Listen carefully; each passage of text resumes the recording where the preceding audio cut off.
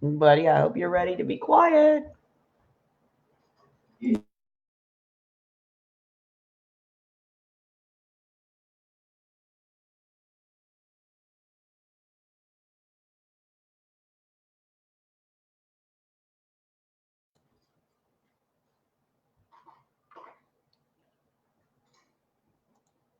All right. Well, hi, everybody. It's Tia.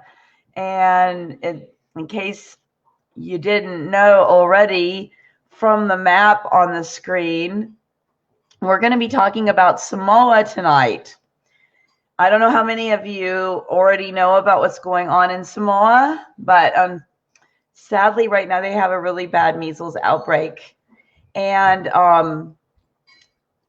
people are suffering really badly there. So I have this map up on the screen because I wanted to let you guys see where Samoa is in the world. Samoa is this teeny, teeny, tiny little island nation that's actually two nations in one, and that in the middle of the Pacific Ocean. And so it's very, very far from everything else. And so now that you know, based on where Samoa is in the world, you can understand when we start to talk about how hard the conditions are in Samoa, how difficult it would be to improve those conditions. So tonight I have somebody that I'm going to have join this broadcast who is actually really well qualified to speak on this topic of Samoa and the conditions in Samoa. So I'm going to bring on for you to meet. I'm sorry, I may be stumbling a little because I'm looking for, there we go. I'm going to bring my new friend, Allie Duzett. Am I saying your name right? Allie Duzett, yeah. Okay, awesome. So Allie, thank you for coming on this on this broadcast tonight. And so I just found out about you a couple of probably yesterday. I think it was yesterday. I saw a post that was being shared about that you had written about your experiences with the tiny little island nation of Samoa. And so wanted to introduce you. Your grandfather helped founded the first Church of the Latter-day Saints, which is the Mormon Church. Am I correct? Mm-hmm. In the nation of the island of Samoa. And so he's been going to the island for the past 60 plus years. Very, very, very close to the people that live there and love the people that live there. And you've just been there recently over the summer. And so you can talk about the conditions that are happening right now, and also through understanding your grandfather's experiences there, the history of the last 50, 60 years, right? Speak to that a little bit as well. You had written this amazing post, and before we started talking, you said, do we have like a little like wrap up or like a little like synopsis of what we're going to talk about so that we can keep referring back to that, make sure we stay on track. And I thought we should just use your little summary at the end of your post, which you called a too long didn't read. Isn't that what you called it? Too long didn't read. So here is your too long didn't watch summary of what we're going to be talking about. Would you like to give it? Yeah. The TLDR for my post was two bullet points, and I would add a third one. Hold on. But okay, Hold on. Go for it now. sorry. So number one is that these people need vitamins and sanitation and hand washing encouragement, not toxic shots. Number two, we need to be doing the lab tests to confirm if this is or is not the vaccine strain of measles. If it is the vaccine strain, maybe someone should rethink force vaccinating the entire population of Samoa. The third big point that I want everybody to take away from this is that Samoa is not like the US. When you hear the words American Samoa, I feel like it can kind of imply that Samoa is similar to America, but it is not. If you are thinking Samoa is like another Hawaii, it is not. and the conditions there are just vastly different. So that is one thing that I really want everybody to take home with them. um, just so you know, okay. No, great point. Great point. American Samoa is not the same as America. The conditions are not the same. The climate is not the same. The culture is not the same. It is quite literally, like I said, in the middle of the ocean.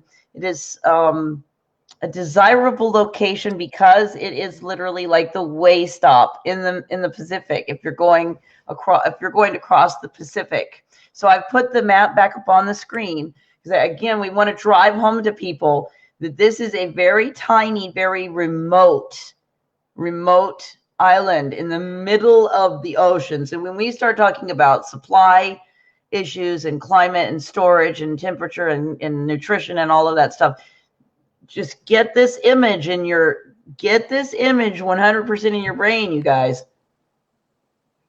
Get that. Okay. Hopefully I drove that home.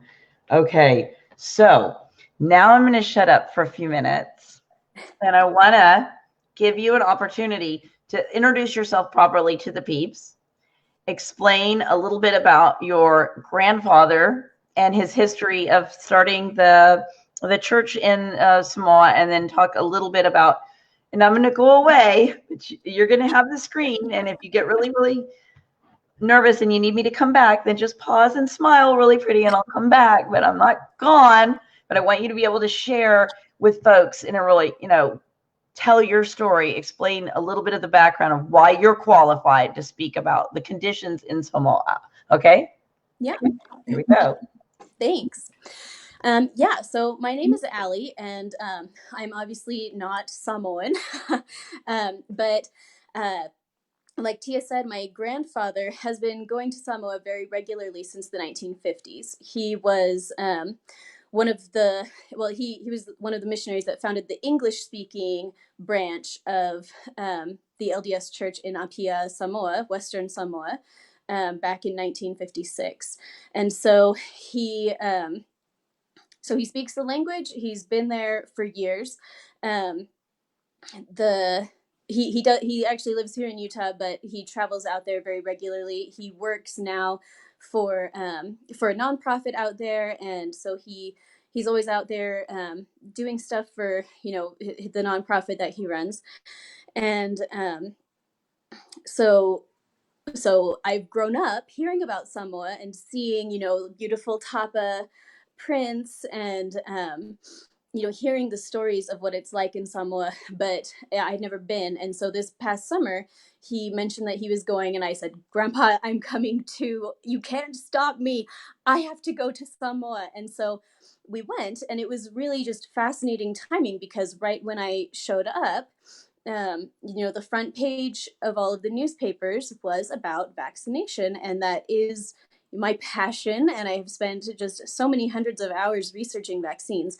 And so I thought this is a really interesting thing that I would be showing up here on this remote island location just at this time when vaccination is becoming such a hot topic. Like, this is my topic, and so I kept my eye on it. Then at the time, the newspapers were all just in fear-mongering mode. In April of last year, 2 Samoan babies died during their MMR shot, and that kind of struck panic into the nation. They paused the MMR campaign, and then that was in July of last year. Sorry, not April. April of this year was when they reintroduced the shot, but people understandably were a little bit more skeptical this time and not taking the shot. And so so when I showed up in August, the front page of all the papers said, guys, if you don't get your shots, there's going to be an epidemic and people will die. And so that was just on the papers all the time. So it was really interesting to sit down with my grandparents who have never questioned shots, even though my grandmother works with vaccine injured children. She works with the disabled and she works with them in Samoa. But she told me, that's funny because some moms tell me that their kids were just fine until they got their shots, but I just never believed it. And I thought, okay, well, maybe you should believe it. Like, this is real, Um, but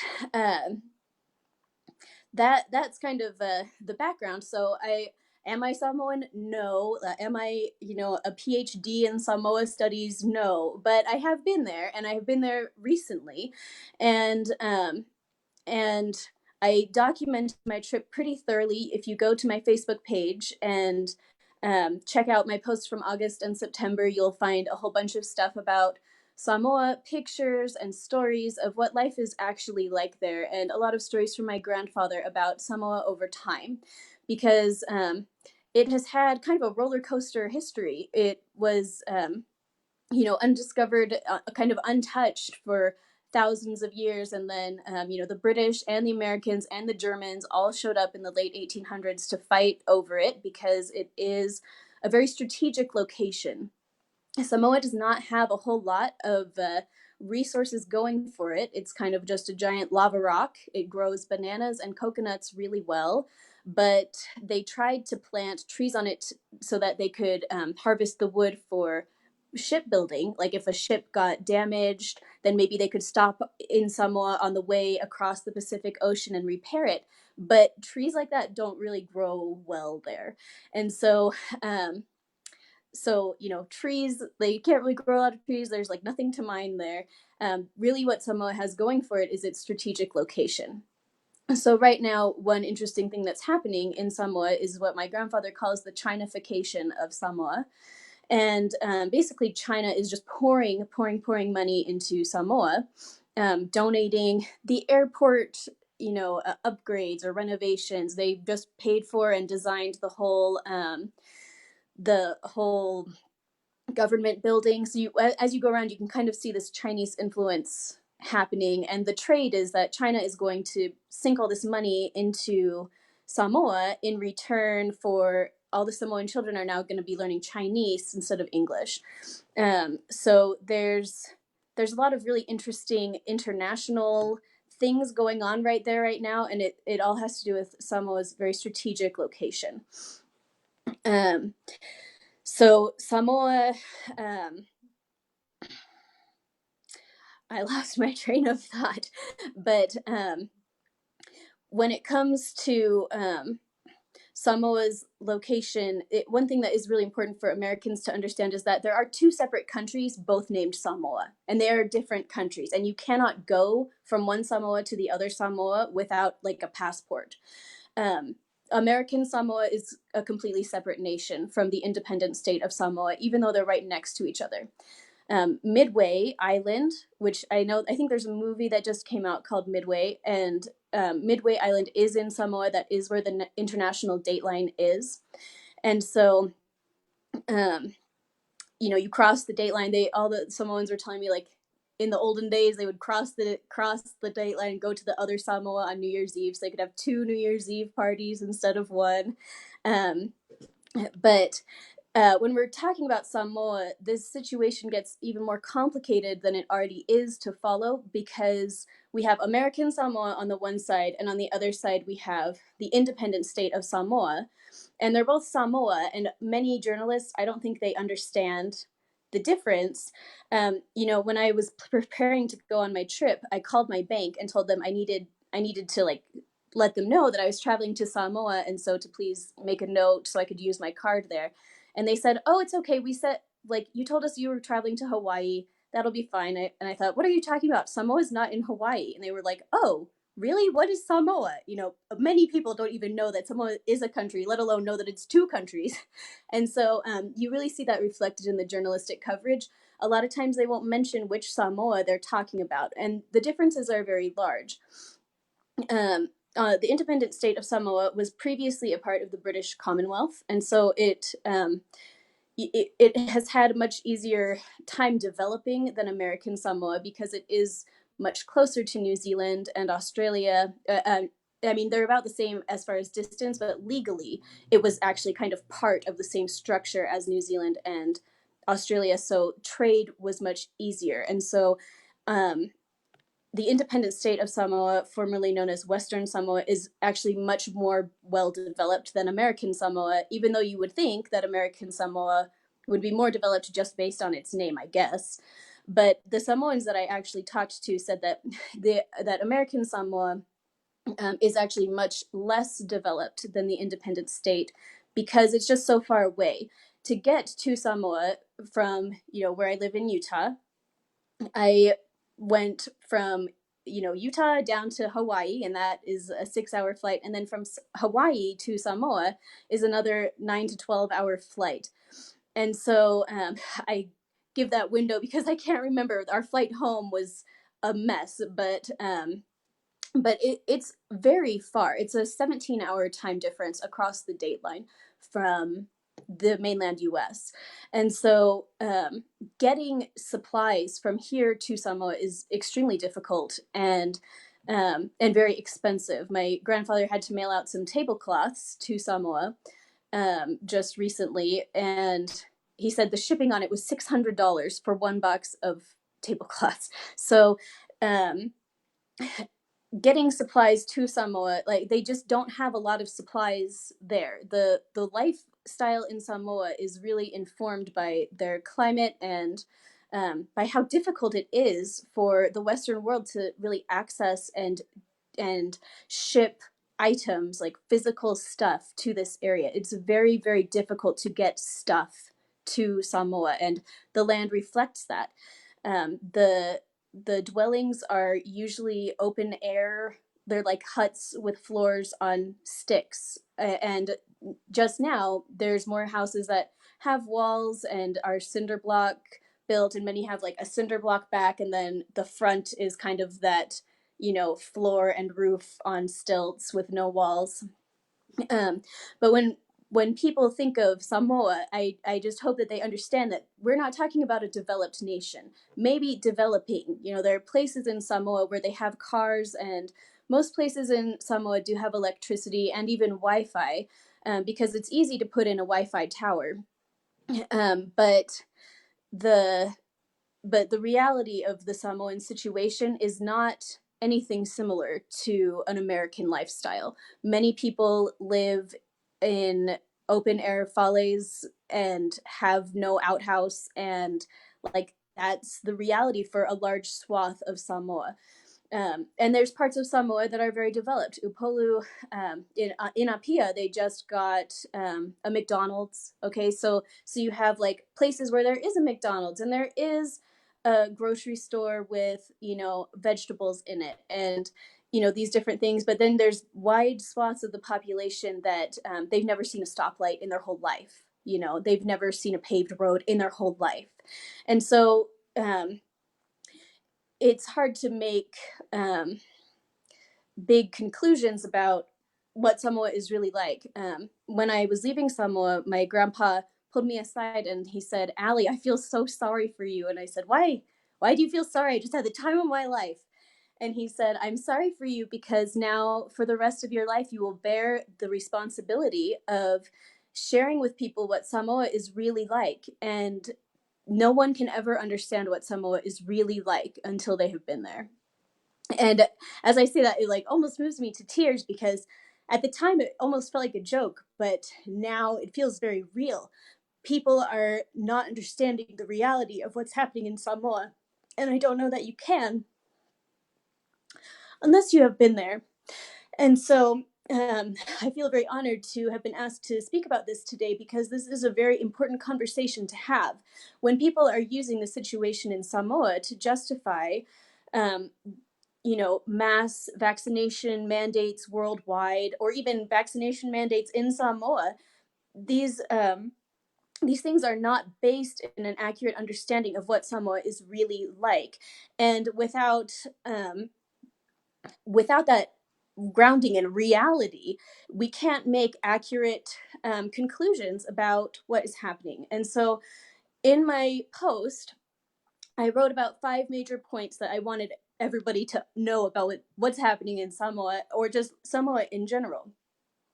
So I want to mention those really fast or really slow. I don't know. We'll see. But I want to talk about them. So the first thing that I mentioned is that in Samoa, I mean, they're obviously vaccinating everybody with the MMR vaccine. One sec. And what everyone should know in the whole world about the MMR vaccine is that it is a live virus vaccine, which means that it is alive, that measles virus is alive inside of the vial. And when you inject it into someone, you are giving them the measles on purpose. Okay? Every time anyone has ever gotten an MMR, the point has been for that person to develop a measles infection on purpose. But the vaccine mythology is that, or should I say the vaccine dogma, I don't know how to put it, but the idea is that the MMR, the vaccine strain, will be a milder version of the measles, and maybe you won't have any symptoms at all. You'll just be so immune. So we'll give you this mild infection with this live virus, and then you'll be super immune later. And that's like the theory behind live virus vaccines. But live virus vaccines can shed. You get injected with the vaccine, you can end up with a measles-like rash that is contagious. And how is it contagious? Through urine and fecal matter. And so basically we're injecting the entire nation of Samoa right now with measles on purpose. Okay, and then wondering why people keep getting the measles. So that is kind of some little cognitive dissonance that is happening. Which leads me to my second point. If the shedding measles virus is transmissible through urine and fecal matter, then how is there hygiene out there? And so this is my second point. My grandpa always said, if only Samoa took as much pride in its bathrooms as Japan. And we would laugh, but it's very real. It's so real, guys. Even at the government tourism building, when I showed up there, we showed up to take a tour of the cultural stuff of Samoa, and I went to the bathroom and there was no toilet paper and no soap and no paper towels, and it looked like there had not been for like a while. And when I went to find someone to tell about it, they were kind of just like, oh well, like, sorry, not like, oh, I'll go put toilet paper in there right now. And so there is not really so much of a culture of cleanliness and hygiene in the airport as well. This is the case. No soap. I think there was toilet paper in there, but no soap and no paper towels, like no way to actually wash your hands, no way to dry your hands. And hygiene just does not seem to be a super high priority for most people. Like, not to, I mean, maybe it is, I don't know. And I'm sure everybody is different. And there are, again, in Apia, in these more developed areas, like there is a McDonald's, and we went to some people's houses, and their houses were very nice, and similar to Western style houses, like American style houses. But we also went to houses that were not like that, and houses that were missing some walls, and there's just a wide difference in how much each person is probably able to keep on top of washing their hands. And just today, as I've been, going about my day, I've been really paying attention to how much I wash my own hands. And I wash my hands all the time. Every time my kid needs a snack, I'm washing my hands. Every time I'm cooking, I wash my hands like 10 times. And, after every time I go to the bathroom, and every time that, I change my kid's diaper. And that's probably not a real reality for large swath of the Samoan population that lives in very remote villages where these things are a little bit harder to come by. And so it's important to realize that, if we're injecting the population with a living virus that can shed through fecal matter, and then their bathrooms are not that great. And I went to an island where I was walking around it and I saw an outhouse, and that was it. Like, there it is. Like, there's no sink, and like the outhouse is like the kind of outhouse from like a Western film, you know, like it's just a little tiny, you know, spot right there in the, you know, on the ground, and it's got its little roof, and there it is. And um that that's the reality for a lot of Samoans. So you can see um how disease would be much more contagious there because people aren't washing their hands so much. And it's I put in my post, this is a recipe for disaster, you know, injecting people with a live virus, and these people don't have access all the time to the most excellent sanitation. This is gonna cause some problems. um the third thing that I mentioned in my post was nutritional components. Hopefully, we're all aware that um, measles is an illness associated with vitamin A deficiency. And if you have a vitamin A sufficiency, it is very difficult to catch the measles. If you have a deficiency of vitamin A, it's very easy to catch the measles, have it be a severe case, die from the measles. So vitamin A is a really key thing that any discussion of measles in Samoa must address. Um, there are lots of ways to get vitamin A in your diet, but many of those are not common food sources in Samoa. Um, and so, I mean, like papaya and guava and mango have some vitamin A, but you'd have to eat like a lot to get a lot of vitamin A.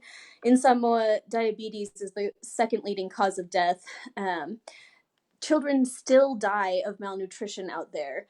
And you know, malnutrition is a big deal. If people are um, malnourished, it kind of doesn't matter what they get. Like, this is a big deal because it's the measles and we have a vaccine for it. But when the same kids are dying of dysentery, it's not a big deal, right? And dysentery epidemics, I mean, Samoa has always had dysentery epidemics and people die. But where's the dysentery vaccine? Well, I guess then we don't need to worry about it, right? Um, so so vitamin A deficiency out there is a problem that is contributing to the severity of the illness. And that's what a lot of the people on the ground have been trying to address, is um, supplying families with the vitamin A that they need for their children to reduce complications and reduce you know, mortality rates out there. And I just want to be clear that this is not some like hokey pokey whatever.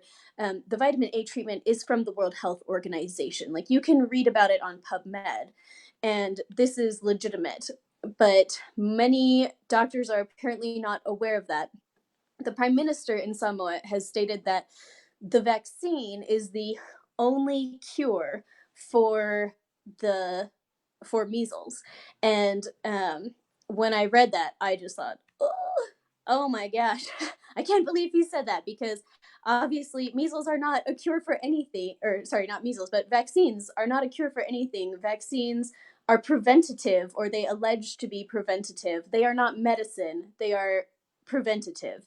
And so so they're trying to treat the measles with this toxic injection. It cannot work, like biologically, scientifically, that's impossible. But that's the mindset of the government right now, that the MMR is the only cure. Which brings me to technology and refrigeration. The So maybe you have read about how they had to throw away the 26,000 vaccines that they intended to use in Samoa. And they threw them out due to improper refrigeration. And for me, as soon as I read that, I was just like, duh, like, of course they did, like, obviously, because I don't know where they're finding all the refrigerators for these things. Like, I don't know. I mean, there are refrigerators there. Like, we had a refrigerator, we had a Western style house when I was out there. That we were living on a church compound, kind of. And you know, places have fridges, but it's just a whole different world out there from here in the US. I included a picture. I don't know if Tia will be able to share it, but something I found out there of they had a light pole, and the light pole has been chopped down and the light pole is on the ground, but the actual light from the light pole has been nailed to a coconut tree and there's like a wire extending out from it. So they have electricity, but it's like very differently managed than out here. And out there it is so hot and so humid all the time. Improper refrigeration for even a short amount of time can really mess with anything at all out there, really.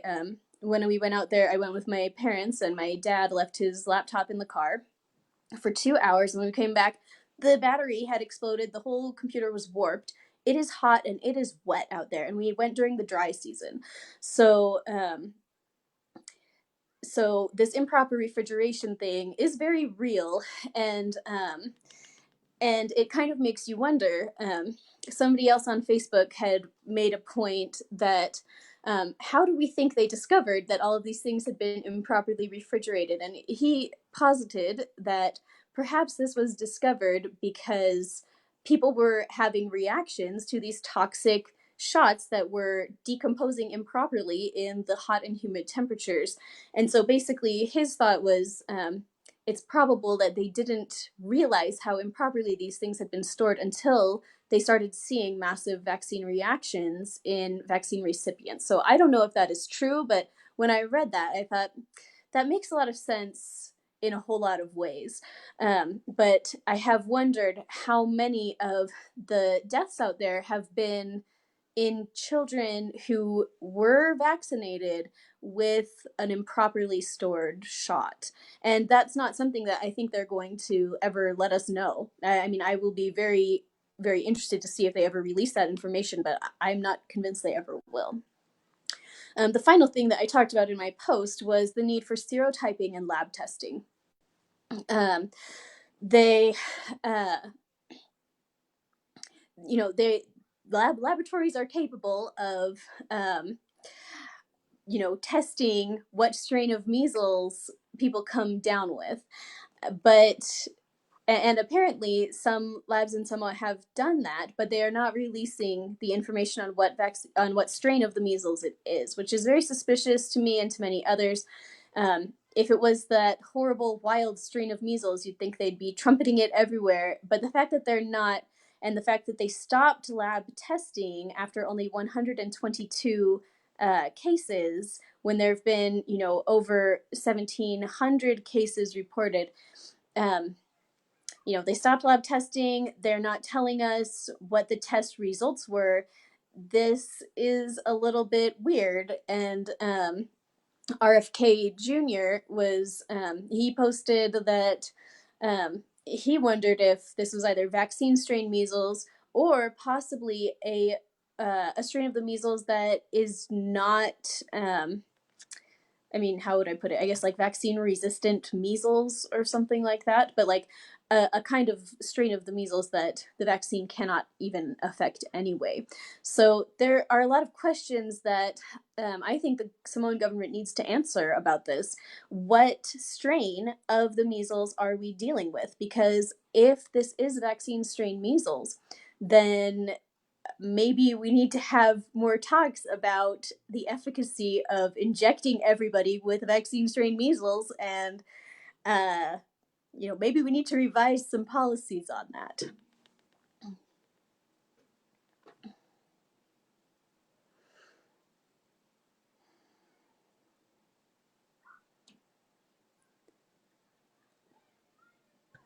Yes, it helps if you unmute yourself. Can you hear me?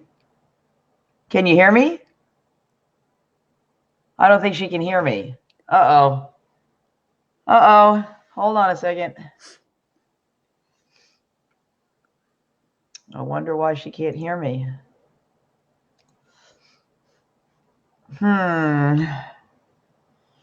Well,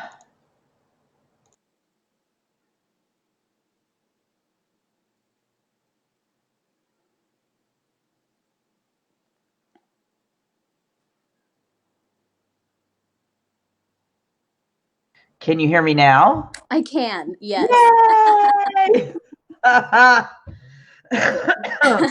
Well, I did good muting me so that you couldn't hear my little small elephant running through the house that I have over here. Yeah, I tried to jump in there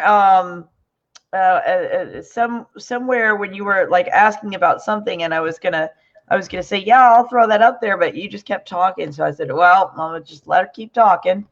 So no, but you did great. You I think you at one point went, I better go look at my post and remind myself what I want to say. So you guys, I put the link to Allie's post in the comments, and so you guys can go and actually read and share that post. I think it's been shared quite a lot already, which is great. And I think actually somebody sent it to me in a message on Messenger.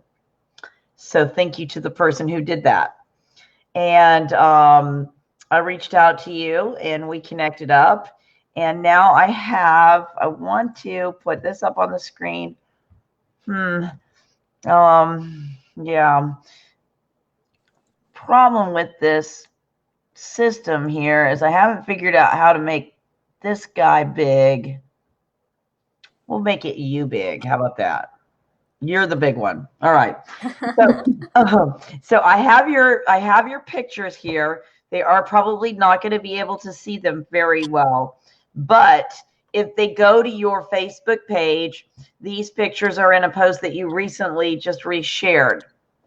So this picture here, what I have in the bottom corner, is the photograph that you were talking about that has the light pole that is on the ground, and then the light itself is nailed to the coconut tree. I don't know how well people are going to be able to see that because it is in the bottom of the screen there. I could make it the only thing on the screen, but you won't hear me for a second. So let's do that. Okay, here's the I don't know if you guys can see coconut tree. I'll just scroll through the pictures real quick.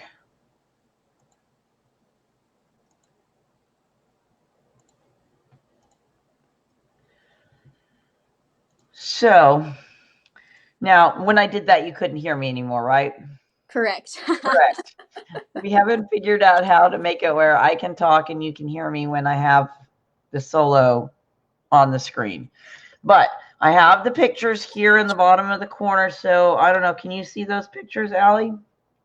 I can when I pull up. I have two screens up right now, so I can see it on my Facebook stream. Okay. So what are we looking at here in this picture that's on the screen? Can you describe it for me? Because I have a little bit of a lag. It looks like a box. Okay, the box on stilts, that is a trash receptacle. There are wild pigs that roam all of Samoa, and if there's trash on the ground, they will rip it apart. So everyone has to keep all of their trash. If you don't want a pig touching your stuff, you can't keep it on the ground. Okay. So that's one way, like, hopefully that is a good indicator of how Samoa is a little bit different than America. You know, when people try to use Samoan conditions to justify mandates here, you know, the conditions there are completely different. You know, we don't have to worry about wild pigs ripping apart our trash, and like it's just a very different world. Okay. And then we have here, I believe this is the picture where it's showing how they handle their dead in Samoa. Okay, yeah. Yeah, they often bury their dead in their front yard. So wherever you go, there's usually some graves just like in the front yard, just in front of their house, like right next to the garden. So, wow, another different way of handling things. Like if they're burying their dead with measles in front of their house, how is that going to be affecting the measles epidemic? Right? So we have some really interesting different cultural situations, not even to mention that it's hot there all the time and humid there all the time. And so I don't know what their rules are about burying the dead. I don't know what the rules are about, you know, how airtight a coffin has to be. I mean, obviously they're burying them right next to the vegetable garden. Huh. Is that going to be affecting anything? I don't know. But that's something that you're never really going to deal with in America. Right. That's not how it goes here. So this looks like a little pathway. Is that my dad on a sidewalk? No, it looks like Oh, a pathway, and I'm not really sure. okay. The Well, dirt path has wires up above in the oh trees. You yes. can see even in these remote locations, they still have access to electricity. So it's kind of an interesting situation. My grandpa explained that it would be impossible there to put in landline telephones, but it was much easier to just put in Wi-Fi. And so they've kind of skipped levels of development instead of going like we did from like nothing to like Morse code and telegrams to landline telephones and now to Wi-Fi. They've just skipped from nothing to everybody having a smartphone. So it's a very different kind of a situation out there. While I'm mentioning that, there's two pictures in there of the more developed part of Samoa, and both of those pictures have very prominently featured advertisements for Wi-Fi. Mm-hmm. So there's advertisements everywhere for Blue Sky and Digicel Wi-Fi, and every time we went to Digicel to make sure that we had our own, phones and internet squared away, that it was packed in there. There were just huge lines. People are really into having their smartphones. I rode on this like very terrifying tiny boat across the waters to from Upolu to Manono, and the other lady on the boat, she was there with her kids. They were all clearly in, American reject hand me downs from Goodwill. They're like Christmas clothes that don't fit them. And um, they, and the mom has a smartphone and she's on Facebook, she's like Wow. Facebooking on this like gross old boat to this island that has outhouses, that's the place where they have the wires hanging from the tree and the coconut being the light pole, and she's got a smartphone. So it's just a Wow. really interesting kind of situation out there where it can seem like they have a lot of technology and that they're very advanced, but the advancement only goes so far, Right. and it's all very interestingly applied. I had that picture of my dad standing on a patch of sidewalk on Right. I'm Manono. gonna put that up on the screen, and I'm gonna blow it up so people can see it. Yeah. So so that is my daddy on this sidewalk in Manono, and this I just love that picture because that's the only sidewalk on the whole island that, as far as I can recall, we walked the entire perimeter of the island in less than 2 hours. It's very small, but it still had 4 villages on it, and it had 30 feet of sidewalk for no real reason that we could discern.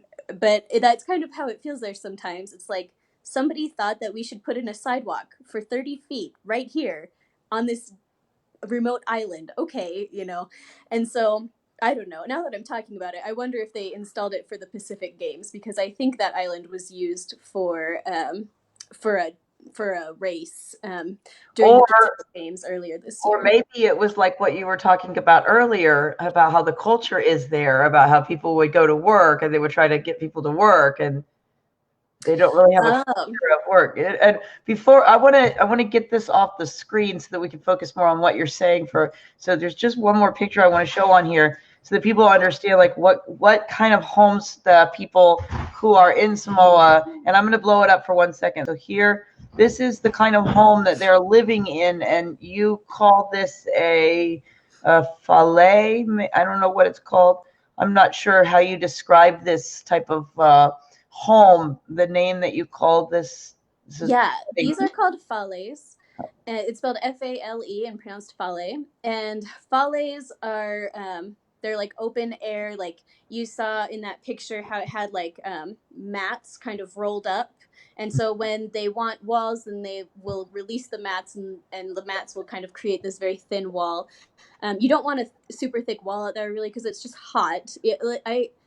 As I was pondering it all while I was out there, I thought open air follies make a lot more sense than these westernized buildings where they're trying to air condition.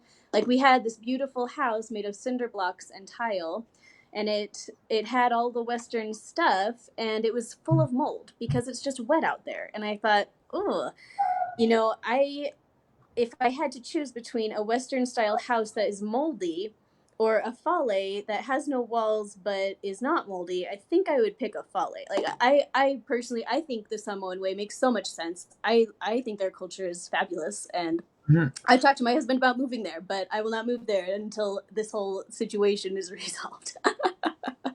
You'll bring a lot of toilet paper when you come. Yes.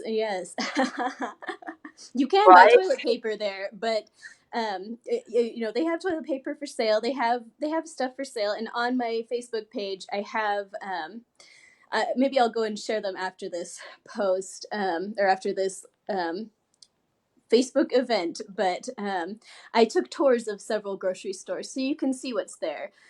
They have Apple Jacks, they have toilet paper, they have root beer, and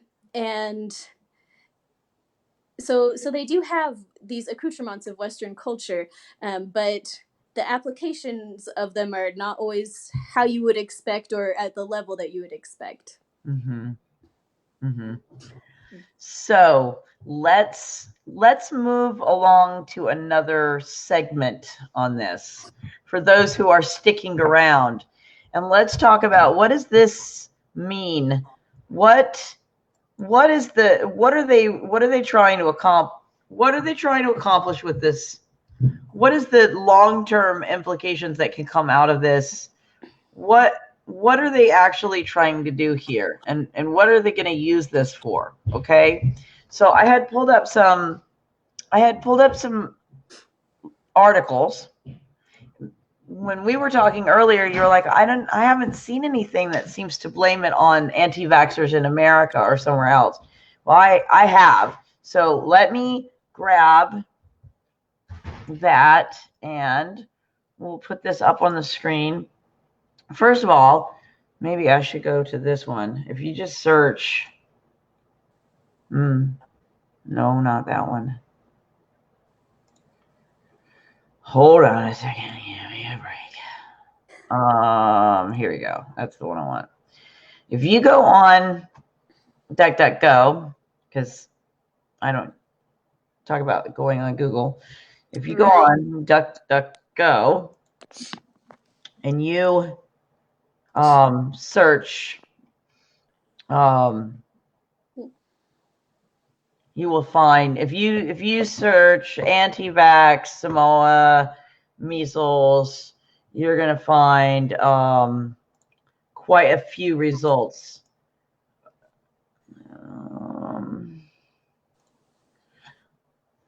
It's not going to show very well here, so I'm going to have to go to a solo screen. But you can see, I'm just kind of scrolling here. You can see how they are already using this to push out the fake news, articles about how the anti-vax are influencing these poor people in Samoa and causing them to not trust the vaccines amidst this measles epidemic that's going on. And we're going to go into that just a little bit too. So let's see if I can put this up on the screen and make it the only thing that you can see. So here's an article.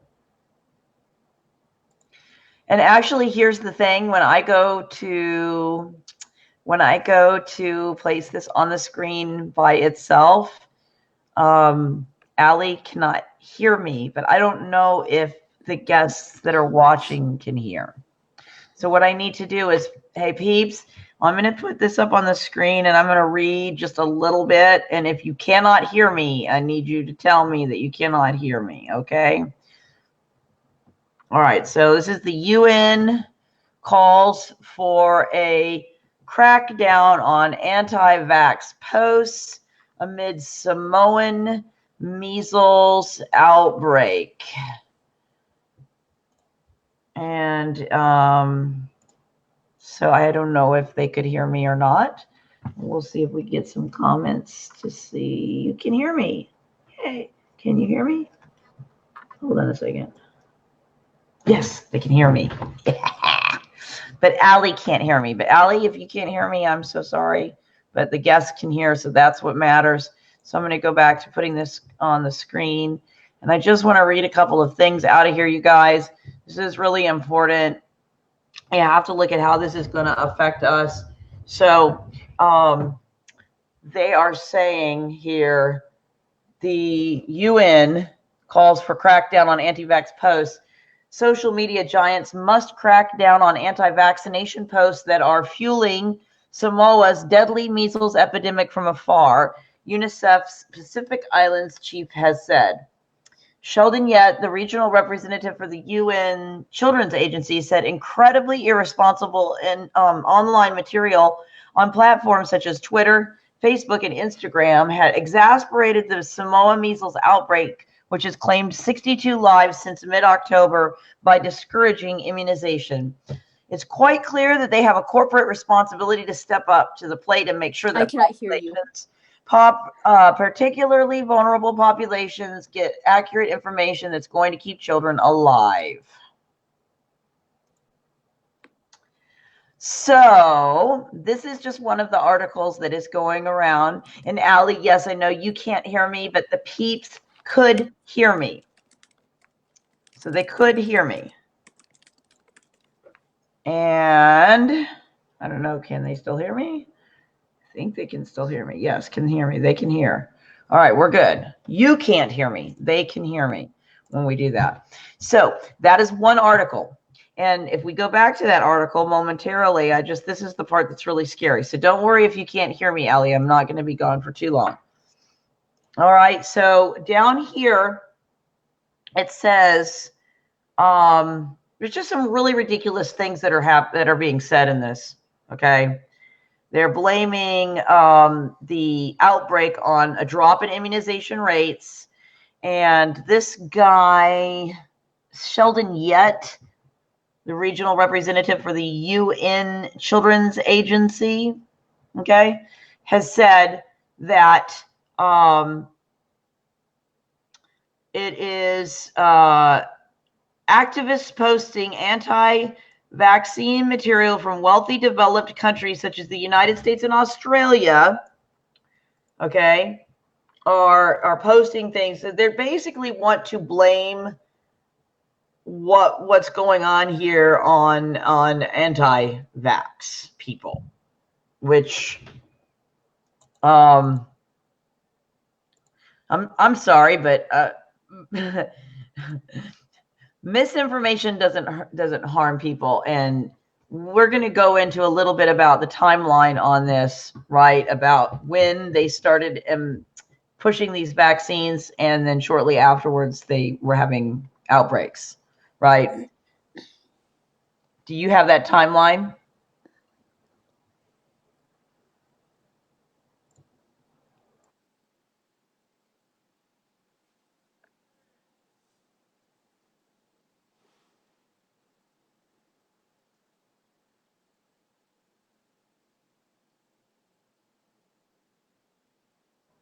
That is what you call a glitch in the system.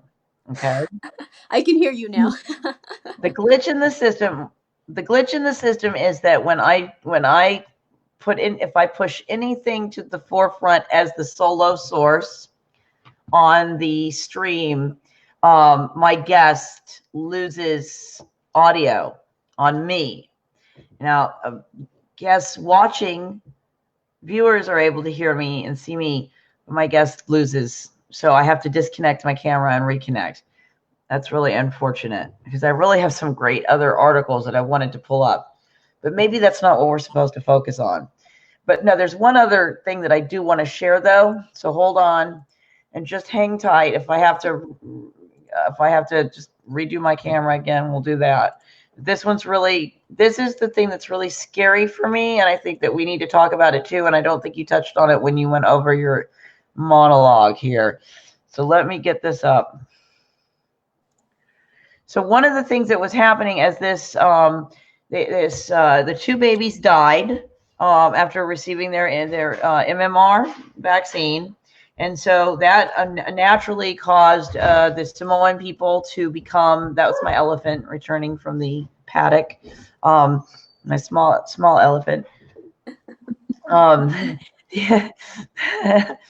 The two babies who died a couple of years ago, directly following their MMR, that caused a panic, and naturally the Samoan people didn't want to vaccinate their babies.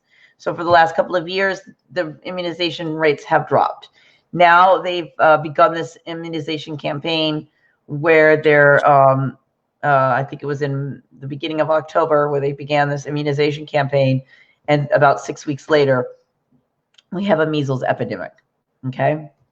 But during this period of time where we're having this measles epidemic, there was people in Australia and people in the United States who were shipping vitamin A to Samoa for free to treat children there. And there was a man on the receiving end of those shipments who was going around finding these severe measles cases where the kids were on death's door. I mean, they were literally laying there looking like they were going to pass away. And within 2 days of treating them with vitamin A, they were getting up and they were okay.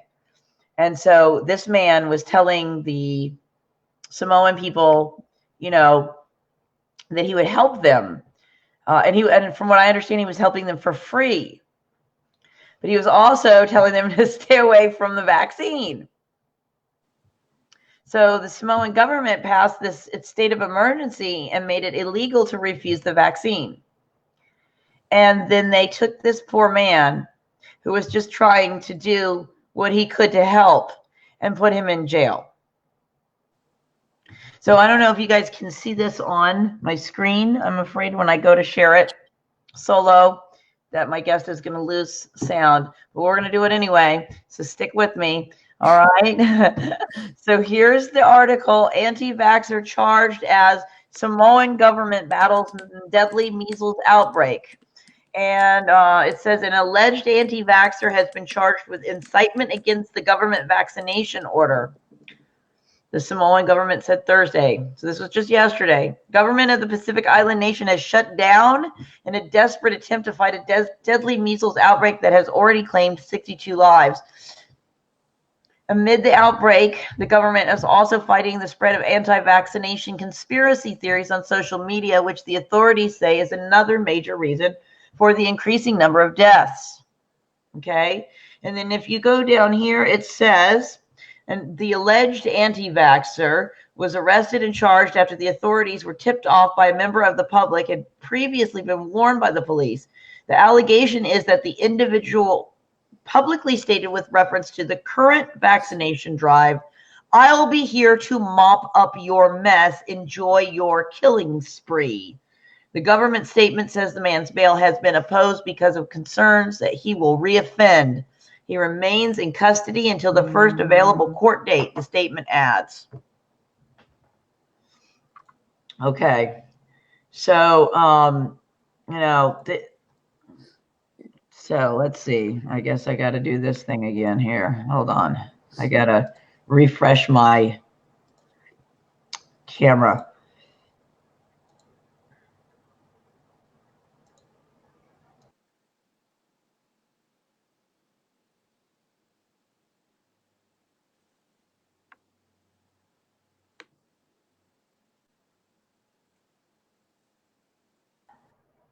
Okay. So do you know more about the situation with the man who has been arrested? You know his name, and you know any of the details around this story? I know that his name is Edwin Tamasese, and I probably don't know much more than you know, except that that he was arrested, and that was what made me put up my post, because I've been sitting on that post for a couple weeks now, and then as soon as I saw that he was arrested, I thought, oh my gosh, this is getting out of control. Gotta lay down some truth on these people. Anyway. Right.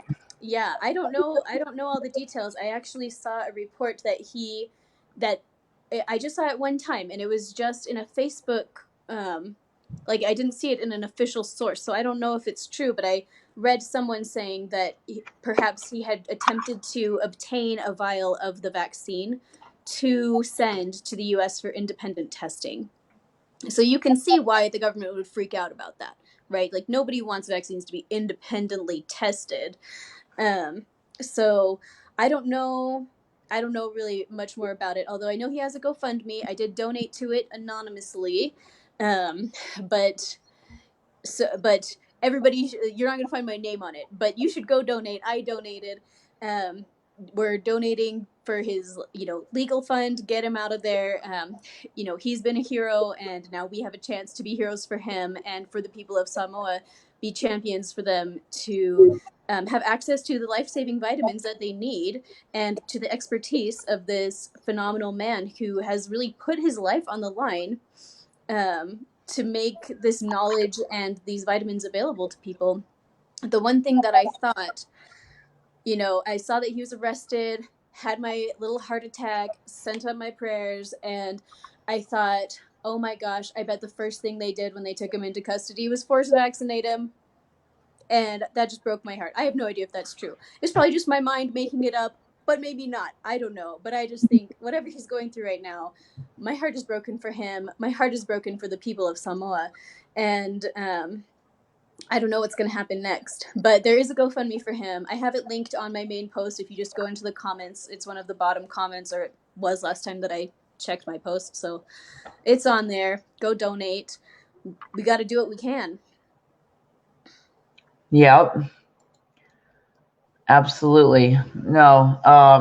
I did see that there was a GoFundMe, but they've opposed his bail.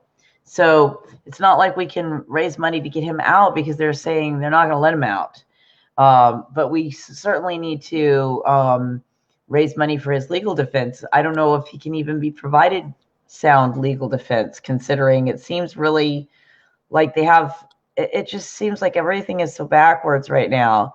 I mean, the idea that they can declare a public emergency and somebody treating, this man was saving people's lives. I mean, what are they really wanting to accomplish here? What are right. I mean, what is the ultimate goal here? And it doesn't, like, there's somewhere deep inside of me is saying there's something more nefarious at hand here. Just because they're not even paying attention to, like, the fact that even the WHO and the CDC, like, this isn't like treating severe mental cases. This isn't junk science. This is known. So the thing about Samoa, it would not surprise me if there were nefarious forces at work, but I don't know how much of them are necessarily Samoan. When I read the statements from the Prime Minister about, the vaccine being the only cure, and we have to crack down on anti-vaxxers spreading misinformation. I mean, to me, this is a man who himself is misinformed.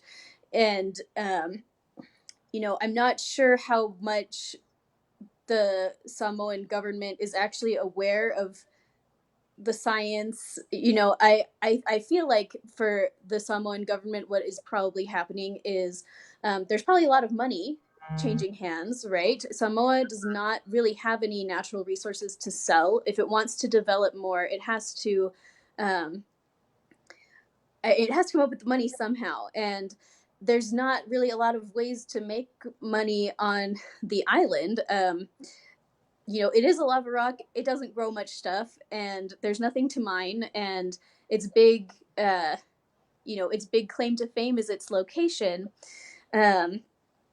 But I could see how perhaps some pharmaceutical company could be greasing some palms and saying, here's some money, like, go vaccinate everybody. I don't know what is going on there, but it feels like a situation that is very ripe for corruption to engage. So I don't know. I mean, that's kind of conjecture, but I feel like it is very reasonable. And corruption is, I mean, certainly a thing in every government, but especially in these developing world countries. So so I don't know. I feel my feeling is that the Samoan people are really being taken advantage of, and that um, they that even on a governmental level, I'm not sure that even the government people really understand what is really happening. I mean, obviously, most people don't read vaccine package inserts. Most people don't really know anything about vaccines at all, except that they're safe and effective. And they just believe that with all their hearts, with like the force of a religious belief, without ever questioning it and without ever digging into, you know, the warnings from the manufacturers themselves, or court cases where vaccine injury has been brought up, and um, these different things most people don't even bother. I have a friend um, who is studying medicine, and one time he texted me. He was so upset that one of his friends declined the vitamin K shot, and I said, well, have you read the package insert? It has a black box warning. He said, why would I read the package insert? And I thought, well, because you're a doctor. I don't know, like maybe that's a good reason. But he wouldn't, and he won't. And I think that's the attitude a lot of people go into the vaccine debate with. They're not willing to inform themselves. And when it comes to the Samoan government, I mean, something that you and I didn't even talk about earlier is and I don't know what the status of this is now, but in August and September, one of the big stories in the Samoan news was an assassination attempt on the prime minister. The dried coconut King Lau Popo, I think was his name. That's not his real name. He's not really a king, but he like anyway, he's been like trying to orchestrate this assassination attempt. Like, these people are busy with lots of crazy weird stuff in their government and in Samoa that you would not expect. I mean, if your option is to spend your time figuring out the assassination attempt from the dried coconut king, or read a vaccine package insert and make a wise informed decision on vaccination policy, like if it's me, I'm going to be dealing with my assassin. And especially that's especially true if I have representatives from pharma saying uh, vaccines are safe and effective, and they really are. And here I am in my white coat, and maybe here is some money. I don't know.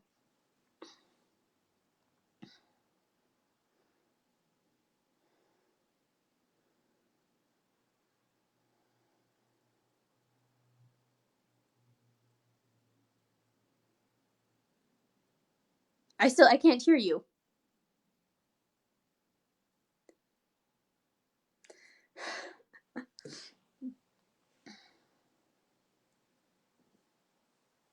When it comes to the measles situation in Samoa, my first instinct is not to jump to the conclusion that it is some sort of orchestrated event, or at least not that it began that way.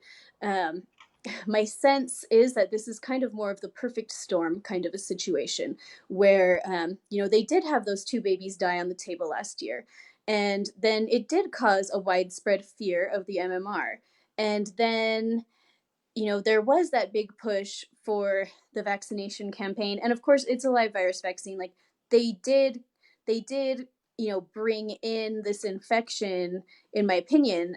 Obviously, to me, a live virus vaccine introduction en masse is going to lead to some problems, especially in this situation that we find Samoa in, as I was discussing earlier. Um, and I feel like this kind of this step by step of events, I kind of feel like if those babies were going to die on the table in July of 2018, then this is kind of the natural procession of how things would go. When I look at the situation, I don't say, oh, this is obviously, some kind of conspiracy. But I do think that now that it's happening, it is obviously going to be used to demonize, vaccine aware people. It is going to be used for these kind of more nefarious, fascistic, purposes, but I just don't personally think it necessarily started out that way. So that's my own take on it. I know, like when UNICEF started shipping out the vaccines to Samoa weeks before the outbreak, I'm not sure that the UNICEF employees were like, now we're going to cause a measles outbreak. I just don't know that that is the case, but that was the obvious side effect of the situation, right? But now, for whatever reason that Samoa is going through this, now we are dealing with the aftermath of the vaccine hesitant, the vaccine informed around the world, on the internet, being demonized, being censored. This is, to me, this is going to be used as a platform and kind of the foundation for censorship. And I read a comment on this somewhere, but I mean on this thread, where they were saying that this is like the trial run, test run. How does it work if we force vaccinate everyone? How do the anti-vaxxers react to that? How can we handle them? And so I do think there is some real accuracy to that assessment, that this is kind of a dry run of what they're going to be trying to do in a lot more places. Just this morning, I saw that they're trying a new thing in Brazil, where they are, where it's the same thing. All babies under 1 must be vaccinated, or else jail, and compliance is mandatory, and there's no buts. And if you try and talk people out of it, then you're in trouble, you know? So this is, I don't know, all eyes are on Samoa. And that kind of brings me back to the point of what I was talking about at the beginning. All eyes are on Samoa, and many eyes don't comprehend what they're seeing, because unless you've been to Samoa, you just don't understand the reality of the situation there, and how much their physical environment and climate and situation really affects the, you know, how well viruses can be transmitted. And I mean, the fact, the reality of their situation really impacts the severity of this epidemic. And I don't think that it is realistic to ever think that the kind of situation the Samoans are dealing with would ever happen in the United States. So to use that as a justification for stuff in the United States, I don't think that's wise. But I talked to my grandmother, not my Samoa grandmother, but my other grandmother. She called me and a few hours ago, and she said, "Oh, Allie, thank you for your post on Samoa."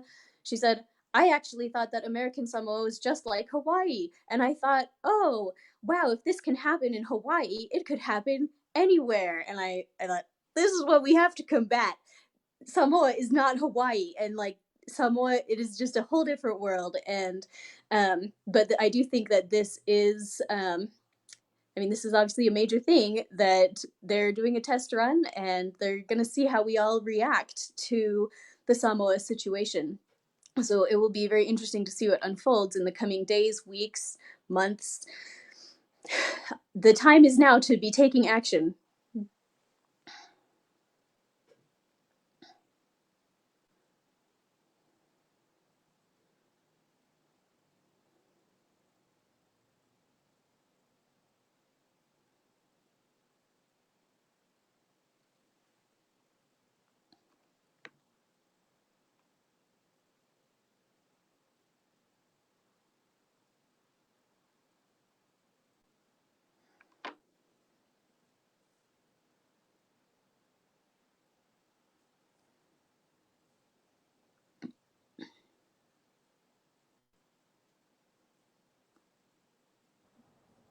Can you hear me?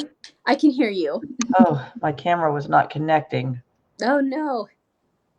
And I should be on the screen, and I'm not showing. Oh, yeah. Okay. So what's happening now is it thinks that I'm on my, it's doing something really weird. I've been having technical difficulties on this the whole time. So if you can hear me, then we'll just go from there. Yeah. So, um, what I wanted to say, and people don't really know what your background and story is, and maybe we'll do another video some other time and go over your story and why you're a passionate advocate for the awareness about vaccines like you are. I don't know if that is that a position that you come by because of your religion, or is it through some other experience? It's been a long story. I'll just Okay. put it that way. It's Okay. been a long road that has Right. culminated in my passionate voice Well, against we're grateful to vaccination. have you for sure, for sure. And we'll do another video at another time where we'll go into your story more. But I know that when we have severe reactions to MMR in the United States, at least from my understanding, and I've been interviewing and watching stories for quite a few years now, with the children that seem to do really, really badly with the MMR, especially, are the ones who are already sick when they get it. So, like in the case of Polly Tommy with her son Billy, Billy had antibiotics. He'd been sick and he'd been on antibiotics when he got the MMR. So his gut was already compromised when he got the MMR. So he was already sick. And so the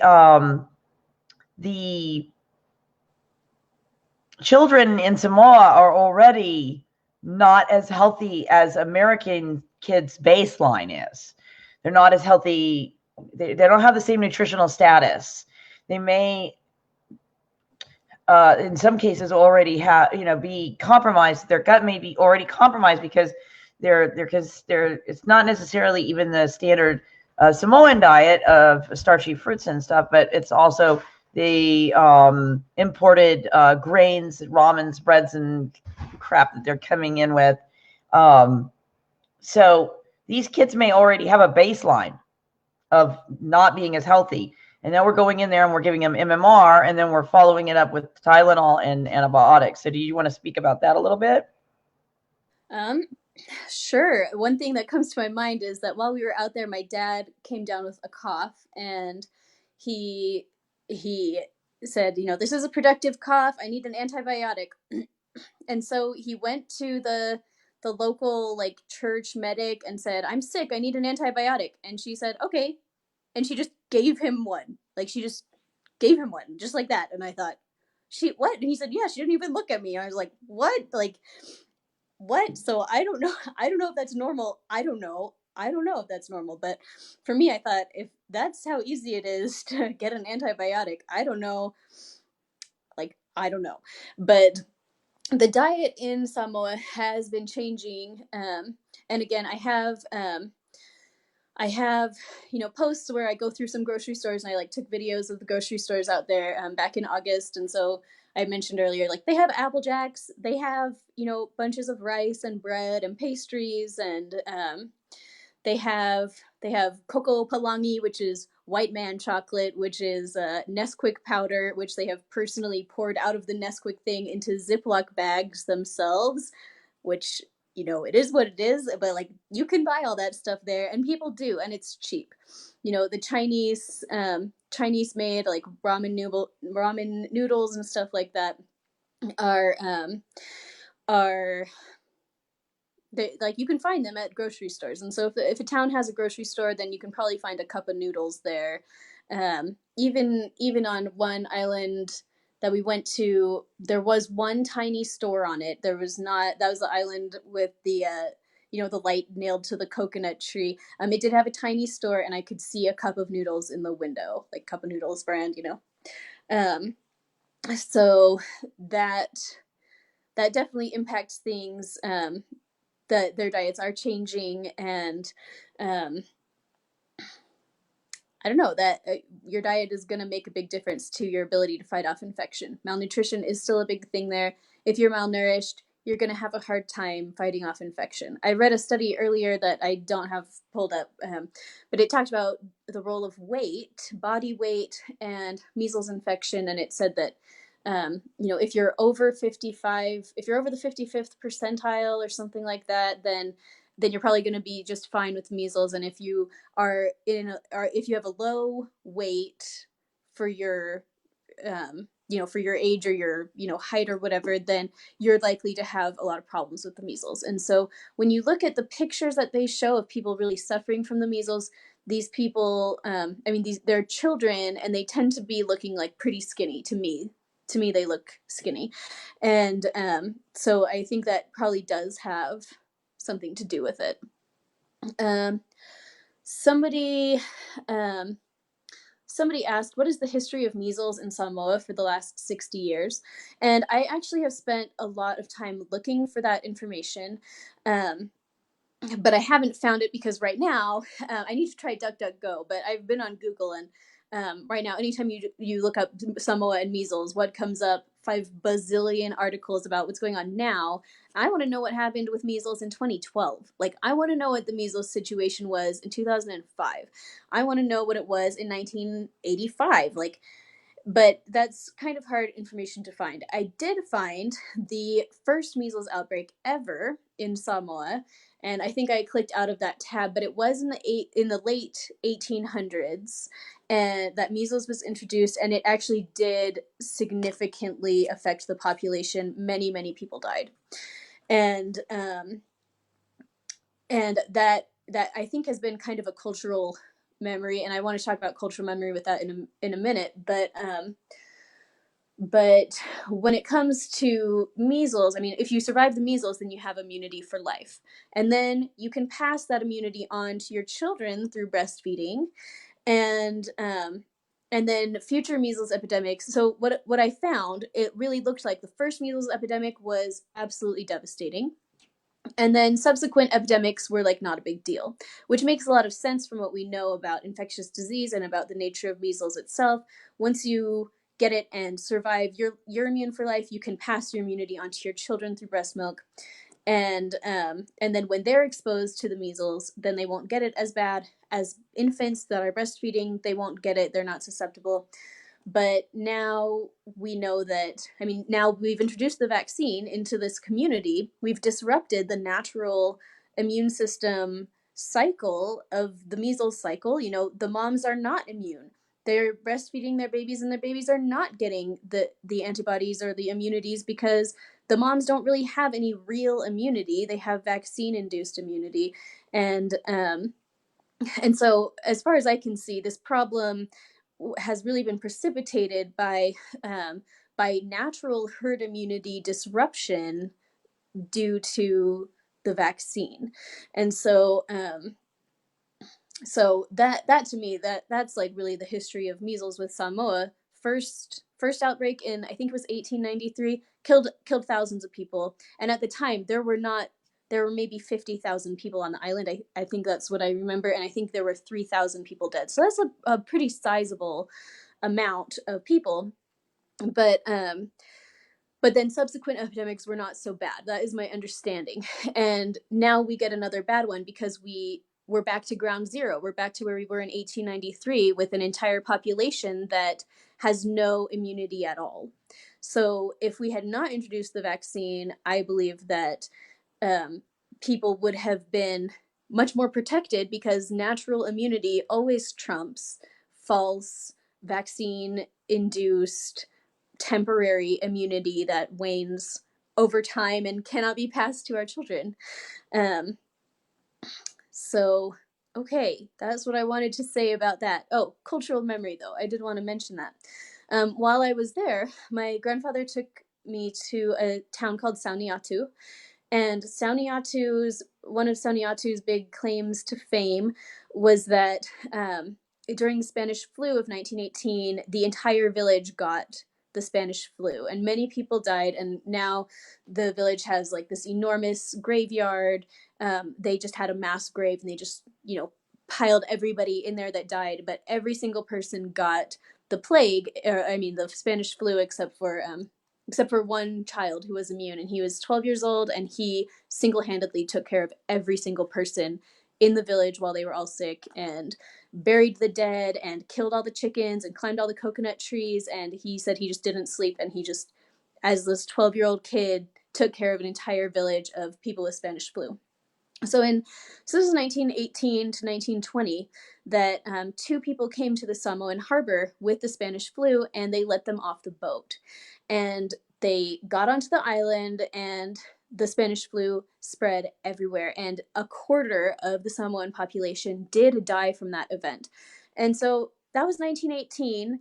I mean, that's the great grandparents, the great great grandparents of current Samoans. And I do feel like that experience is something that is still kind of a little bit culturally ingrained, to be very, very terrified of these epidemics that can kill 1 in 4.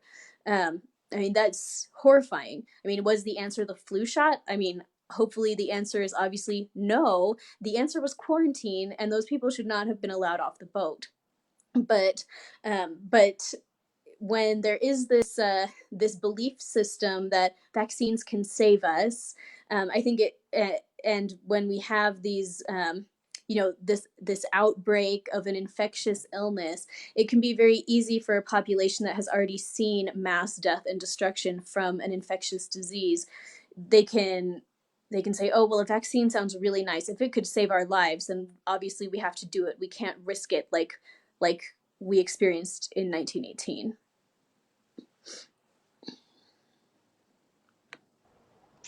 Well, I think that makes a lot of sense. You can hear me, right? I can. Mm-hmm.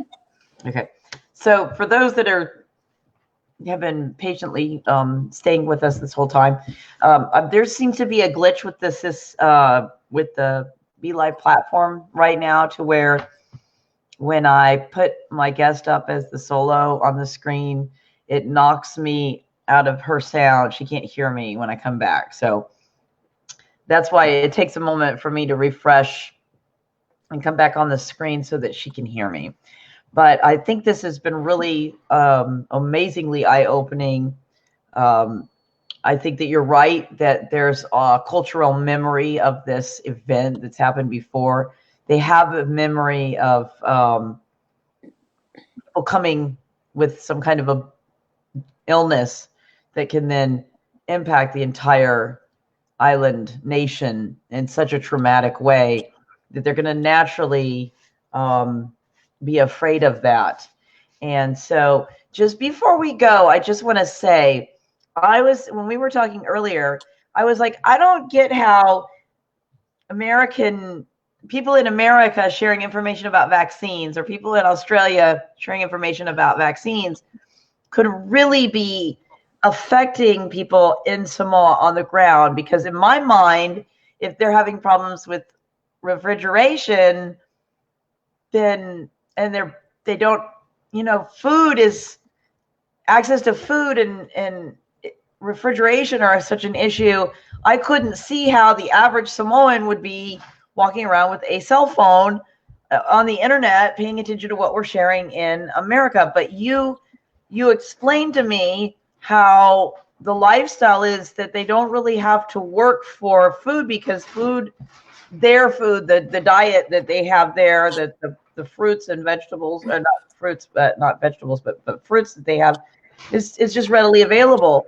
And they don't really, I guess, I don't know. I'm still trying to wrap my mind around how someone who doesn't have enough food or enough clothing or access to, could be influenced by someone like me over here in America sharing about that. So because help me understand this, because you already explained to me how, yes, they have these supply issues, but apparently they don't have a supply issue when it comes to cell phones. But right. Help me understand how the average, or help the peeps that are watching, how the average Samoan is affording this cell phone. Be like, oh my God, Tia in America says, vitamin A helps with measles and vaccines are poison. Right. Sharing how there is like the government, and then there's like the tribal government. And so maybe just help someone like me understand. Yeah, I'll explain it. So one thing that is really useful to know about Samoa. So like I said earlier, like there's not a whole lot of ways to make money on the island. And so when they're trying to develop, there's not a lot that they have to offer that the rest of the world really wants. There was a time recently, maybe a couple of years ago, where everything was like mango flavored or guava flavored or something. And then they were like, yes, our time is now. And they like planted tons of fields of whatever fruit it was that was everywhere. And then, Americans got over it. And so I think even before those fruits came to harvest, so they didn't even get to make money on our big passion fruit craze or whatever the big trend was that year. But one thing I didn't mention when I was on the phone with you earlier was that every Friday, the line at the Bank of the Pacific is around the block. And one thing about Samoa is that I believe at this point there are actually more Samoans outside of Samoa than inside Samoa. And so like, and as like for my own life, I'm from Gaithersburg, Maryland, and Gaithersburg is the most diverse city in the entire United States. And in my county back in Maryland actually has more people from El Salvador than San Salvador has in it. So like more El Salvadorians live in my home county in Maryland than live in the capital city of El Salvador. And it's kind of the same thing with Samoa. More Samoans live outside of the country than live in the country at this point. And so on Friday, it's payday all over the world, and all the Samoans in Apia are lining up around the block at the Bank of the Pacific to try and get money from their relatives. And that is one thing that we did while we were out there. My grandpa, all of his friends that have Samoan family members came to him before we left and handed him wads of cash and just said, okay, go to Samoa when you get there, change this into tala and go and distribute it to my family. So they're not making money really. I mean, like, there are businesses there, like there's mechanics and taxi drivers and I mean, there's dressmakers and seamstresses, and they have an economy. But a lot of the money that comes into Samoa is also from family members. Your son has moved out and now he's at college in America, and every week he'll send you $100, on Friday. So good in line. So that's where a lot of the money comes from. And when you think about it that way, it makes a lot of sense that the people that are kind of funding their families in Samoa, on both ends of that interaction, the family member, here in the US, the family member in Samoa, both of them have a very strong motivation to make sure the Samoan family member has a smartphone, because it's their family. They want to keep in touch. They want that person to have access to information. They want to be able to contact that person. The person with the phone wants to be able to contact their relative elsewhere and say, hey, I need another $20 to make it through the month. And so there is a strong motivation on a personal level to make sure that, your grandma in Samoa has a phone. And so that's part of what's going on here, that's part of how it can happen, that people can live in a fale that doesn't have walls, but they have a smartphone. There's a really strong motivation for people to have access to that kind of technology. And it makes a lot of sense for their family member outside of Samoa to be paying for that, because both ends of that, the person outside and the person inside, want the person inside Samoa to have that technology. So I think that is a big part of it.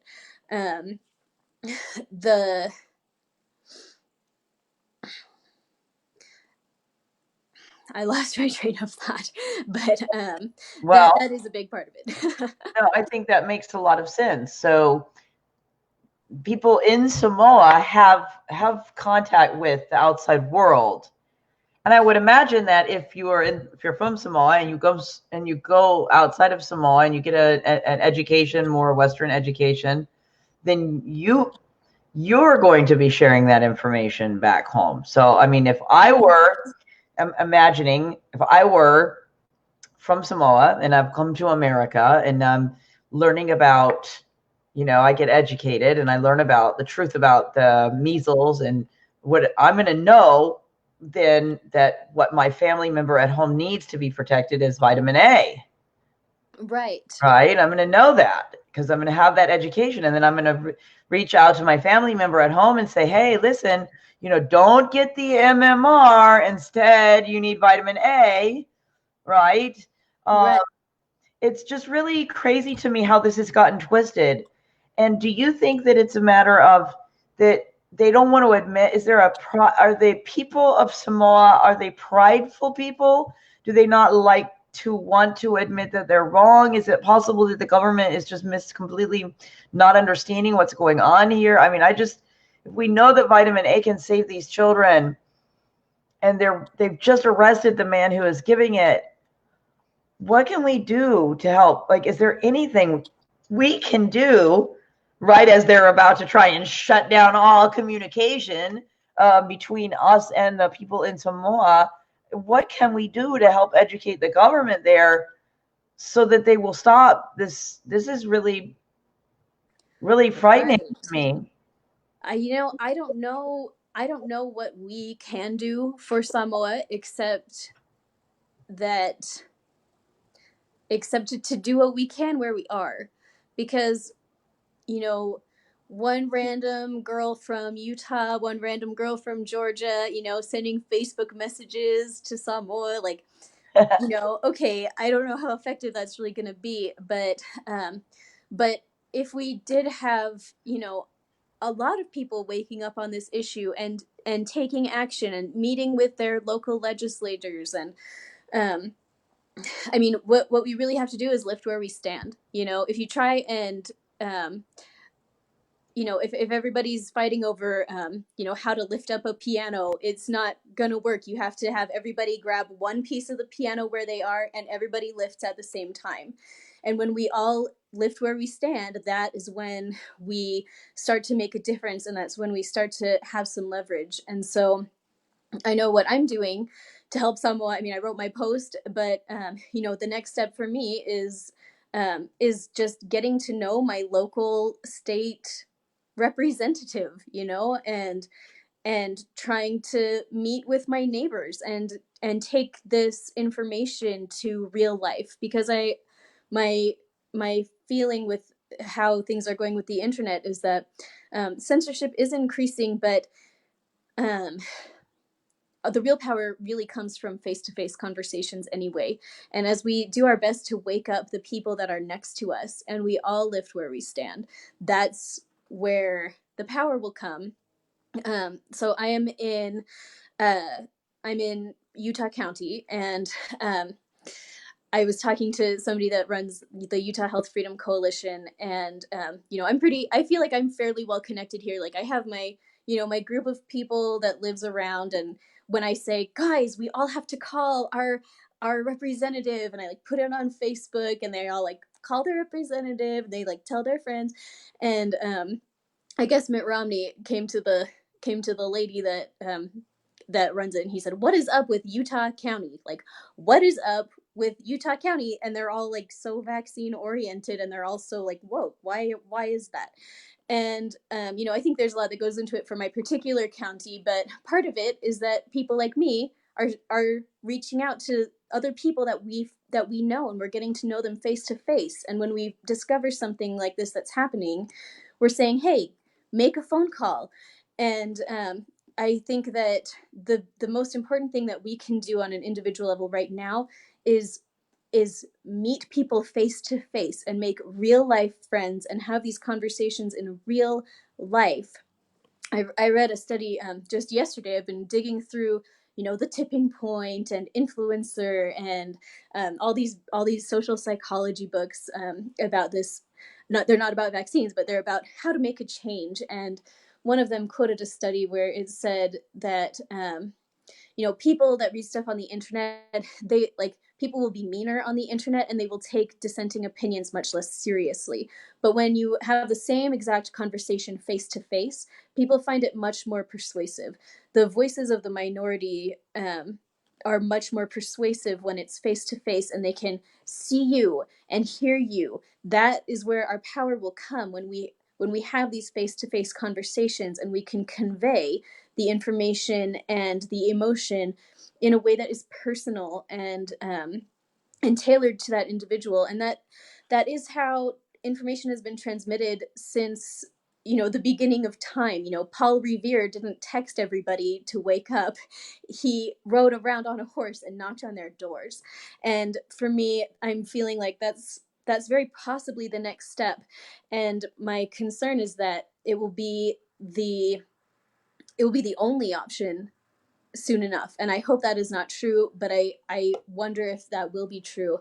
And so for me, I feel like my personal job right now is to be a step ahead of that and say, if this is going to be the next step, how can I prepare for that? How can I be taking action now? How can I find it within myself to be brave and to have these discussions with the people I care about and even with people I don't know? Somebody I read somewhere, I think it was uh, Brian Hooker or something. He said that his wife, he says, if somebody stands within like 3 feet of her for more than 30 seconds, she brings up vaccines and says, have you ever read a vaccine package insert? And takes it from there. And he says every day she comes home with this list of people he's supposed to email information to. And I think it really can be that easy. There have been times I take my kids to gymnastics, and I've just spent the whole day reading about vaccines, and I just, you want to turn to the person next to you and just say, like, have you ever read a vaccine package insert? Like that, like that's not that abnormal to say. I think it's a good question. Have you? And just see what they say. It can be safe to bring up these topics in a non-confrontational way and to have these conversations and just to get people's eyes a little bit opened to what's going on. But it's going to take all of us taking personal responsibility and doing it where we physically are located in our geographical neighborhoods and locations with the physical neighbors that we have, so that we can all lift where we stand. I couldn't agree with you more. I've been saying it for years. Civil rights movement, they didn't have email, they didn't have cell phones, and yet they had thousands of people in the street. They organized and they orchestrated change. And I think that social media has been a fabulous tool for us to get connected with each other. But we tend to rely on it a little bit too much. And we do need to get out, and we do need to talk to people outside of our kind of a bubble that we're, like this, they talk about it like an echo chamber, Yeah. And so I think that the powers that be had a grand plan for using social media to control us. But they didn't count on the fact that we humans were really resilient and incredibly resourceful and innovative creatures. We figure out ways to do things that they didn't expect. And so we've used this tool to connect with each other, and now we're organized. And this little movie that came out a few years ago called Vax really got us connected and networked in a way that we never were before. See, they were working their little plan here, and it was working out pretty good. Okay, when I say their little plan, I mean, okay, maybe it's not a plan, but it sure feels like one. Okay, you have this kid that's severely injured, and your whole the survival of the family becomes like the number one thing. And so you're not really thinking about changing the world when you're trying to figure out how to get your adult in diapers that's nonverbal to not beat the crap out of you every day. You see, and that's a reality for a lot of people. And unfortunately, it's going to become a reality for a lot of these poor people in Samoa if their children survive this onslaught, because these kids are not, look, what I was trying to say earlier about the kids that get the MMR when they're already sick fare worse. We got all these kids they're already baseline worse health-wise, nutritionally wise in Samoa. And now they're going door to door and vaccinating everybody. And from what I understand, everybody, regardless of previous vaccination status. And these kids they're gonna be damaged.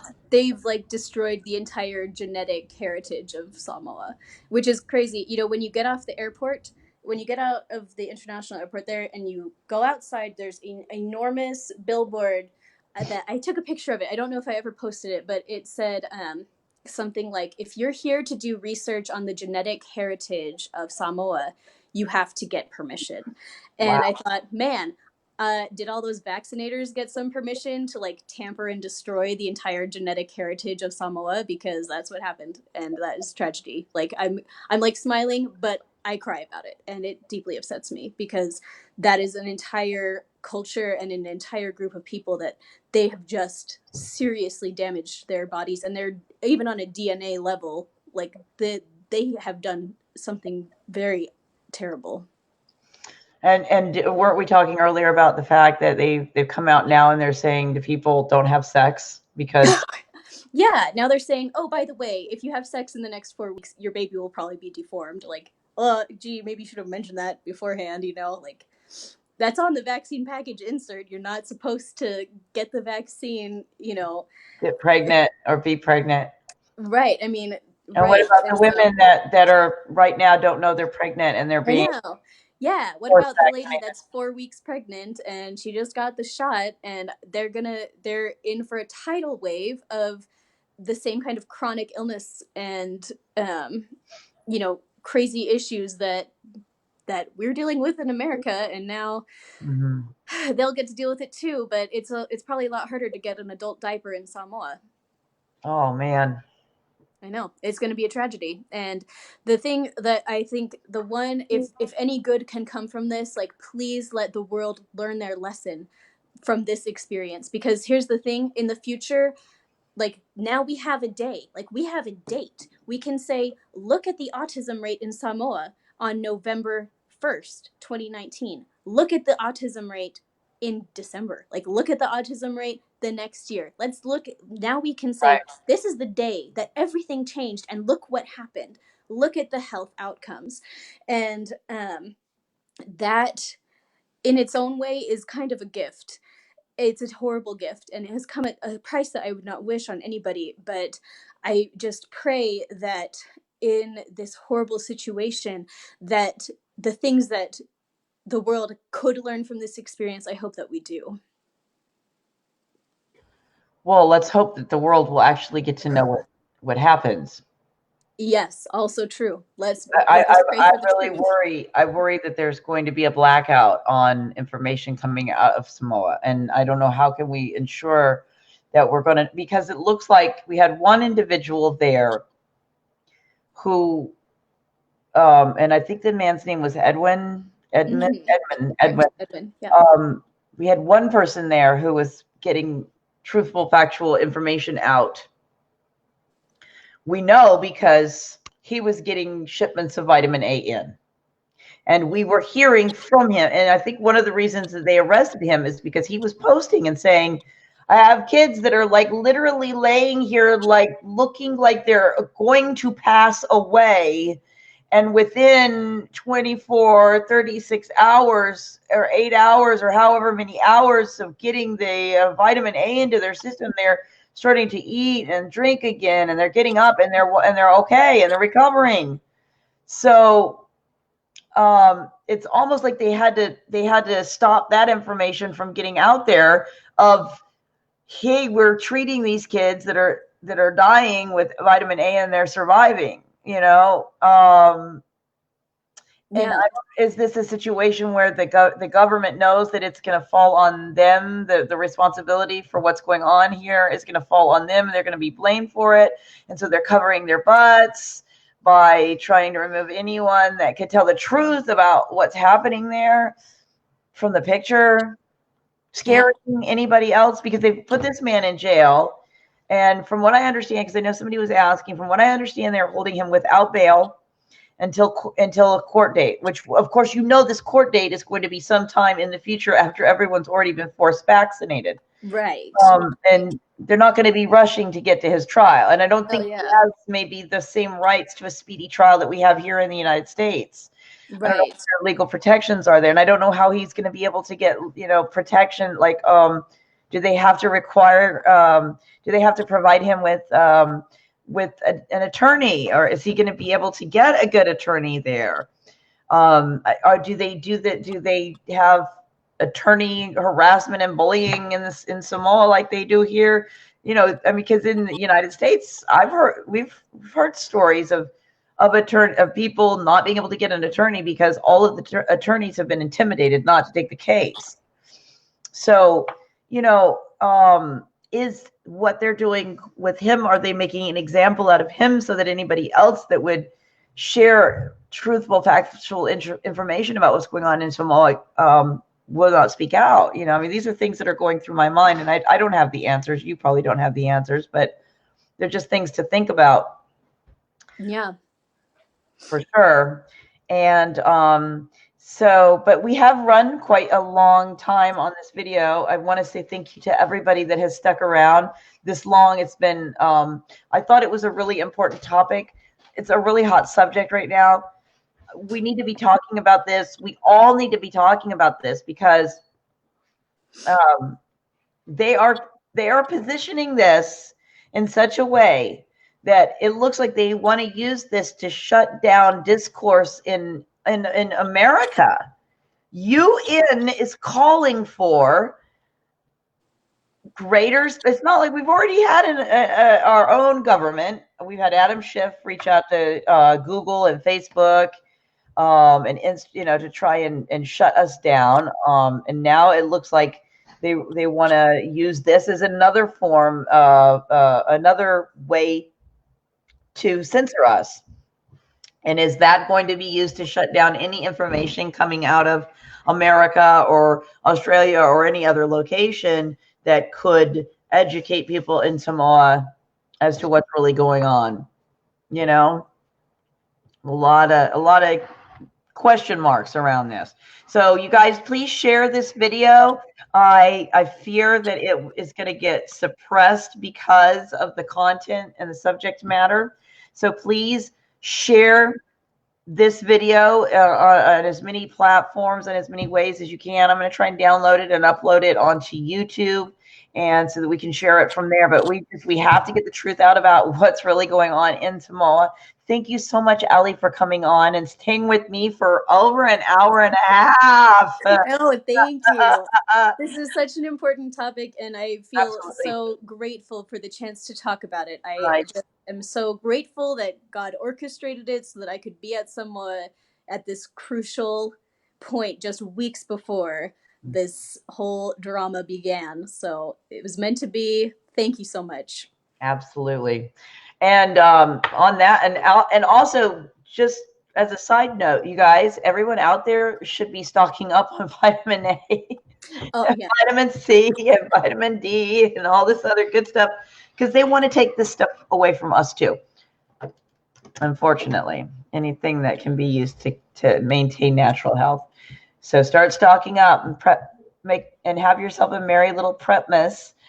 I always say, Prepmas, get prepared, get your stock up. We don't need more gadgets and toys, but we do need to be thinking about survival, because right now we don't have to deal with the kind of conditions that they have in Samoa here in the United States. But I mean, we're one natural disaster away from that in just about any town.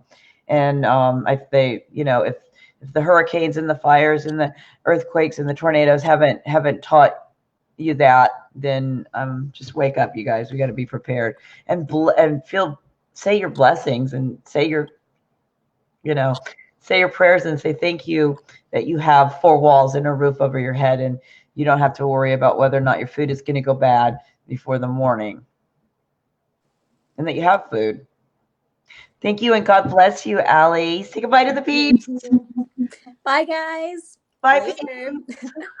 Okay, ending the broadcast.